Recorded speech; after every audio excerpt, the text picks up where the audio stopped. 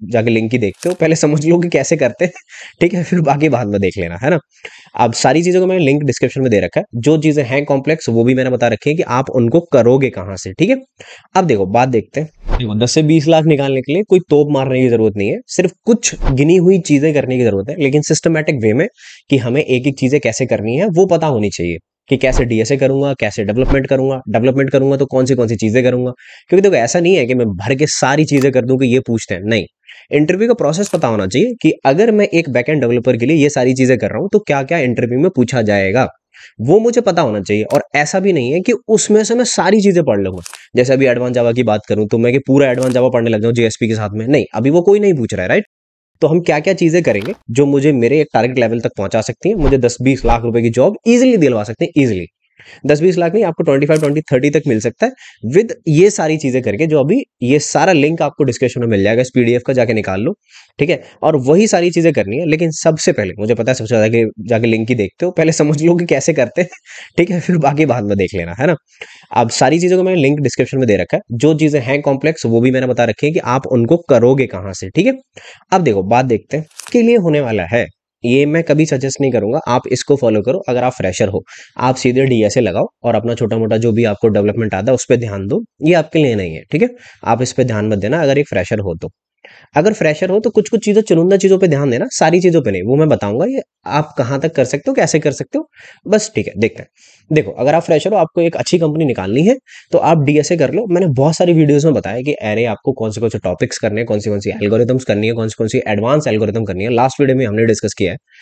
String करना है तो स्ट्रिंग की कौन सी एडवांस एल्गोरिथम करेंगे, और कौन सी चीजें हम करेंगे, राइट। अब स्टैक में क्या क्या करेंगे, क्यू में क्या क्या करेंगे, ये हम ऑलरेडी डिस्कस कर चुके हैं, तो इसलिए मैंने ये कंसोलिडेटेड फॉर्म में रख दिया यहाँ पे कि आपको क्या क्या करना है। एरे करनी है, स्ट्रिंग करनी है, stack, Q, link list, tree और ग्राफ, ये चीजें छोड़नी नहीं है। देखो आप एक डेवलपर हो, आपका काम है डेटा से खेलना, आपको पता होना चाहिए कि एक डेटा स्ट्रक्चर में कौन सा वाला रखूंगा तो मेरा काम हो जाएगा। मैं मानता हूं कि ये सारी चीजें हम एरे स्ट्रिंग यूज करते हैं, हम कभी भी ये चीजें ट्री और ग्राफ अपने डेवलपमेंट में ज्यादातर यूज नहीं करते हैं, जब तक हम एक कोई हैवी एप्लीकेशन या फिर अब किसी ऐसी कंपनी के लिए काम नहीं कर रहे हो जिसका पूरा ग्राफ के तौर पे ही सारा डेटा स्ट्रक्चर चलता है, जैसे कि आपका ओला और उबर हो गया। ठीक है, तो आप इनको करो, बढ़िया से करो। अगर ट्री और ग्राफ में थोड़े से कमजोर हो तब भी आपकी एक अच्छी सी लेवल की कंपनी निकल जाएगी।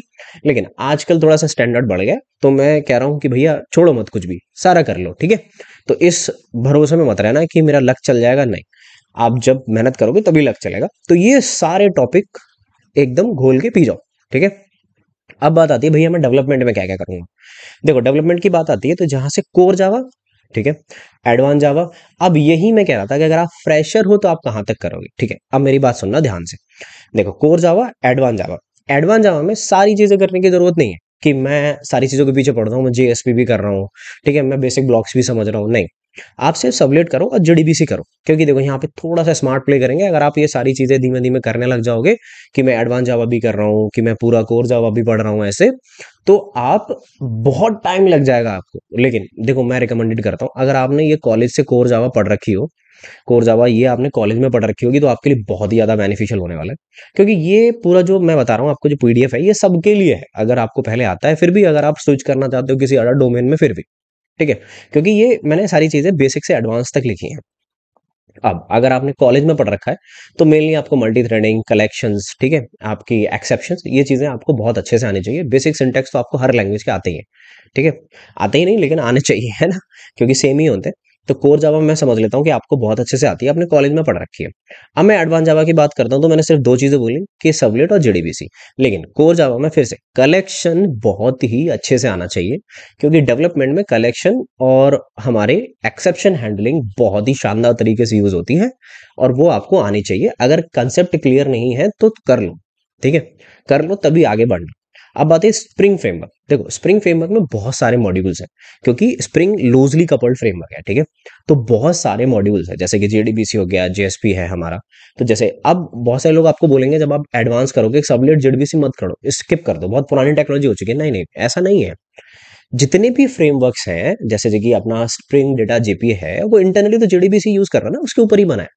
तो जब तक आपको जेडीबीसी नहीं पता होगा, आपको उनकी एल्गोरिथम कैसे समझ में आएगी कि चल कैसे रहा है। जब अब तक आपको सबलेट नहीं पता होगा, तब तक आपको ये स्प्रिंग फ्रेमवर्क कैसे क्लियर होगा। तो पहले पढ़ो, ये 2 ज़रूर पढ़ना, छोड़ना मत। ठीक है? अब स्प्रिंग फ्रेमवर्क में हम क्या-क्या पढ़ेंगे? मैंने स्प्रिंग कोर तो पढ़ना ही है क्योंकि इसके ऊपर ही सारे फ्रेमवर्क्स, इसके जितने भी कंपोनेंट हैं इस फ्रेमवर्क के वो हैं, ठीक है? तो पहले हम स्प्रिंग कोर पढ़ लेंगे बढ़िया से, जेएसपी पढ़ लेंगे हम, ठीक है? स्प्रिंग जेडीबीसी पढ़ लेंगे हम, है ना? अब जितनी भी इसमें से हैं, ये एक वीडियो यहाँ पे कहीं पे रिफ्लेक्ट हो रही होगी, वो पूरा फ्रेमवर्क मैंने दे रखा है, उस वीडियो को जाके एक बार चेकआउट कर लेना, वहाँ से पूरे स्प्रिंग पता चल जाएगा, ठीक है? तो आपको स्प्रिंग फ्रेमवर्क पढ़ना है बढ़िया से। अब चलो आगे चलते हैं। देखो, एक डेवलपर के लिए अगर आप फ्रेशर हो तो यहाँ तक कर लो, 3 तक, और ये पूरा डीएस है। बढ़िया, ठीक है? आप एक बढ़िया सी शानदार सी कंपनी निकाल लोगे विद डेवलपमेंट एंड डीएस, ठीक है? जो भी कंपनी आप निकालोगे आपको ईज़िली 10 लाख का पैकेज आराम से दे देगी, ठीक है? देखो, मैं ऐसा कुछ नहीं कहता कि चीटिंग वाली बात नहीं है कि मैंने नहीं किया है तब मैं आपको बता रहा हूँ। मैंने इसी तरीके से निकाला है, ये सारी चीज़ें मुझे आती थी, मैंने वही मेंशन करा है। देखो, वरना मैं दुनिया जहान की सारी चीज़ें यहाँ पे रख सकता था, दिखाने के लिए कि ये कर लो, वो कर लो, मेरे पे ये आता है, वो आता है। नहीं, जब मैंने स्विच किया था मेरे पे इतना आता था, मैंने उतना ही रखा है और इतने में आपका काम चल जाएगा, ठीक है? अभी भी जब मैं इंटरव्यू लेता हूँ अभी भी, ठीक है? तो मैं इन्हीं सारी चीज़ों के अराउंड चीज़ें पूछते हैं। अब इन्हीं में से चीज़ें जब आप एक्सपीरियंस हो जाओगे तो चीज़ें में डेप्थ में जाने लगती हैं। कुछ नई चीज़ें नहीं आती हैं इतना। जब कोई नई चीज़ें आती हैं, माइक्रो सर्विसेज में कोई नया कंपोनेंट ऐड होता है, कुछ नया चीज़ें होती हैं, तो वो हम पूछ लेते हैं, ठीक है? तो यहाँ तक आप चीज़ें पढ़ोगे जब आप एक फ्रेशर हो, स्प्रिंग फ्रेमवर्क तक, ठीक है? Unit testing I am not expecting कि आप फ्रेशर हो तो आप यूनिट टेस्ट लिखते होगे, ठीक है? क्योंकि एक फ्रेशर अगर मेरा छोटा सा कोड लिख दे या फिर कुछ चीज़ें बग सॉल्व कर दे, उतना काफ़ी है। अब बात आती है यूनिट टेस्टिंग की। अगर आप एक एक्सपीरियंस डेवलपर हो, यानी कि आपको 1 साल, 1.5 साल हो चुके हैं, उसके बाद आप स्विच कर रहे हो या फिर करियर चेंज कर रहे हो या फिर डेवलपमेंट में आना चाहते हो या जो भी कारण हो, ठीक है? तो आपको यूनिट टेस्ट आने चाहिए। अब लेकिन यूनिट टेस्टिंग में एक फ्रेमवर्क होता है जिसको हम बोलते हैं मोकीतो, ठीक है? अब ये मॉक करने के काम आता है, मतलब यूनिट टेस्टिंग ही वही है कि मैं डिफरेंट डिफरेंट यूनिट्स की टेस्टिंग कर रहा हूँ, ठीक है? मैं कहीं पे डिपेंडेंसी नहीं लगाना चाहता। इस वजह से मेरा मोकीतो यूज़ होता है। तो मोकीतो तुम्हें यूज़ करना है और बहुत ही अच्छे से यूज़ करना है। और देखो, बहुत सारी कंपनीज़ में ये बहुत ही ऑसम तरीके से यूज़ होता है और बिलीव मी बहुत अच्छा फ्रेमवर्क है। आप पढ़ोगे तो आपको कुछ नहीं, बहुत आसानी से सीख लोगे यार। 1 हफ्ते में खत्म कर दोगे आप इसको, ठीक है? देन देन में इसकी पूरी कहानी चलती है, लेकिन है बहुत अच्छा, लेकिन उसके आगे भी बहुत कुछ है, लेकिन मैं तुम्हें बताना चाहता हूँ कि ऐसे चलता है। उसके बाद हम क्या पढ़ेंगे? रेस्ट एपीआईज़, ठीक है? अब रेस्ट एपीआई ज़्यादा लंबा टॉपिक नहीं है, तो आपको कुछ एप्लीकेशंस बनाओगे तभी आपको रेस्ट में कैसे एपीआईज़ बनाते हैं वो आपको पता चल जाएगा। ये आपको रेस्ट एपीआई पढ़ लेनी है। सोप, देखो यहाँ पे सोप पढ़ोगे तो अच्छा है, इसको छोड़ भी सकते हो। लेकिन लेकिन देखो, अगर आप नहीं पढ़ोगे और आप किसी और कंपनी के लिए काम करोगे जो बैंकिंग डोमेन में काम करती है, जैसे कि सेपिएंट हो गया, मान लो कॉग्निजेंट में गए तो कॉग्निजेंट में तुम्हें बैंकिंग का प्रोजेक्ट मिल गया, है ना? अब मान लो कि आप किसी और अच्छी कंपनी में गए, वहां पे वो बैंकिंग के लिए काम करती है, जैसे कि किसी फोन पे वगैरह में जा रहे हो, इनके भी आपस में जो पेमेंट रिलेटेड सिस्टम से चलते हैं, तो वहां पे जनरली सोप यूज होती है क्योंकि सोप ज्यादा सिक्योर है एज कम्पेयर टू रेस्ट, ठीक है? अब मैं बात करता हूँ कि आपको, ठीक है, एक यहाँ लेवल तक आप एक अच्छे जावा डेवलपर हो। अगर अब यहाँ से भी आपको अब रिसेंटली होने क्या लगे पिछले 1 6 साल और सॉरी 6 महीने और 1 साल से कि एडब्ल्यूएस मैंडेटरी सा होने लग गया। अगर आपको आता है जावा डेवलपर के साथ में तो आपके चांसेस रिज्यूमे सेलेक्ट होने के, जैसे आपके चांसेस रिज्यूमे सेलेक्ट होने के, एक बंदे को जिसको सिर्फ जावा डेवलपमेंट आता है, आपको जावा डेवलपमेंट प्लस एडब्ल्यूएस भी आता है, तो वो चांसेस ज्यादा बढ़ जाते हैं, ठीक है? अब एडब्ल्यूएस के सिर्फ बेसिक सीखो, कुछ सर्विसेज सीख लेना कि क्या-क्या चीज़ें होती हैं, S3 कैसे काम करता है, ये सारी चीज़ें। अब माइक्रो सर्विसेज देखो, एक जावा डेवलपर के लिए माइक्रो सर्विसेज आज की डेट में आना बहुत सारा ज़रूरी है। क्यों? मोनोलिथिक आजकल कुछ नहीं बनता है। एक एप्लीकेशन को डिज़ाइन करके हम वैसे नहीं बनाते जैसे हम पुराने टाइम पे बनाते थे, नहीं। आजकल सब कुछ माइक्रो सर्विसेज में होता है। छोटे-छोटे कंपोनेंट पे छोटी-छोटी सर्विसेज चल रही होती हैं। अब हो सकता है कि आपके में माइक्रो सर्विस आर्किटेक्चर फॉलो हो रहा होगा और सारी माइक्रो सर्विसेज आपस में कम्युनिकेट कर रही होंगी, उसके लिए आपको चाहिए माइक्रो सर्विस। अब भाई, ये तो भाई आपने बता दिया, ये सारी चीज हो गई, 8 चीज हो गई, ये कुछ ज्यादा नहीं है, नहीं ज्यादा है।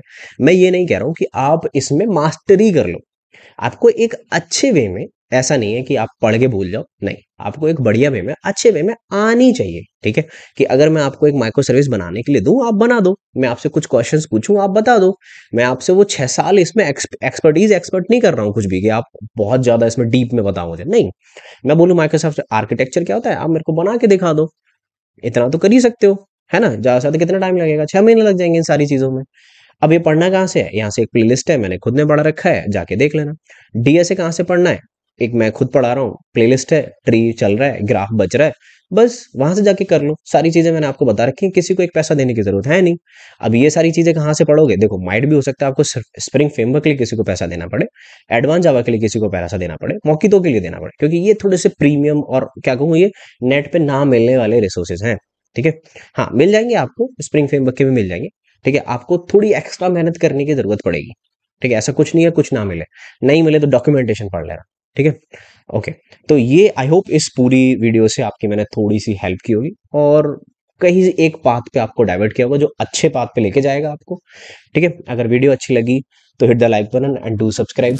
अगर आप ये पूरा डेवलपमेंट का कोई कोर्स देख रहे हो तो देखो, ऐसा कुछ नहीं है कि मैं कह रहा हूँ कि एनरोल करो, ना ना बिल्कुल नहीं। आप, मैं फिर से वही कहता हूँ, अगर आप कर सकते हो तो फ्री में करो, कोई प्रॉब्लम नहीं है ना। आई एम हेल्पिंग यू, मैं खुद बता रहा हूँ ऐसे करो। लेकिन फिर भी आप एक डायरेक्शन देखना चाहते हो, एक गाइडेंस लेना चाहते हो, तो मैंने लिंक डिस्क्रिप्शन में दे रखा है, वो मेरा जावा फुल स्टैक का कोर्स है, आप जाके एक बार चेकआउट करो। अच्छा लगे, दिल कहे कि बढ़िया है, तो ज्वाइन कर लेना। किसी बच्चों से पूछ लेना, अगर वो कहें कि हाँ अच्छा है तो ज्वाइन कर लेना, नहीं तो आप यहाँ से करो। ठीक है, नॉट एन इशू, मैं हर जगह खुश हूँ। ठीक है, अगर मैंने यहाँ से आपकी हेल्प की है, थोड़ा सा गाइड किया, तो वीडियो को कर दो लाइक एंड सब्सक्राइब। ठीक है, मैं मिलता हूँ नेक्स्ट वीडियो में, till then take care, bye bye.